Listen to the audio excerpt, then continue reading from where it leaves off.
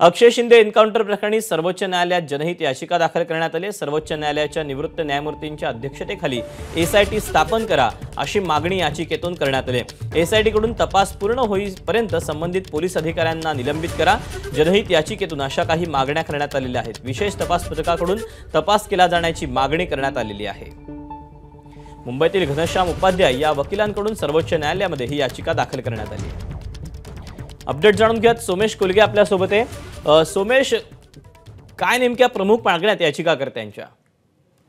दीपक, आपल्याला सर्वांना माहिती आहे की अक्षय शिंदे एन्काउंटर प्रकरणी एक त्यांच्या वडिलांकडून जे पीडित म्हणजे जो मृत आहे त्याच्या वडिलांकडून देखील मुंबई उच्च न्यायालयामध्ये याचिका दाखल करण्यात आली आणि एक प्रकरण सुरू आहे आणि त्या दरम्यान एक जनहित याचिका सर्वोच्च न्यायालयाकडे दाखल करण्यात आली आहे। त्यामध्ये अशी मागणी करण्यात येते की सर्वोच्च न्यायालयाच्या निवृत्त न्यायमूर्तींच्या अध्यक्षतेखाली समिती स्थापन करून त्या पथकाकडून याविषयीचा तपास व्हावा आणि तसंच तपास होईपर्यंत एन्काउंटरमध्ये इन्व्हॉल्ड असणाऱ्या अधिकाऱ्यांना निलंबित करण्यात यावं। आता याविषयी सर्वोच्च न्यायालय या याचिकेची दखल घेणार का? कारण प्रत्यक्ष मुंबई उच्च न्यायालयात ऑलरेडी एक सुनावणी सुरू आहे। या सगळ्या प्रश्नांची उत्तरं ज्यावेळी ही याचिका सुनावणीसाठी येईल त्याच वेळी मिळू शकते। दीपक, एबीपी माझा, उघडा डोळे बघा नीट।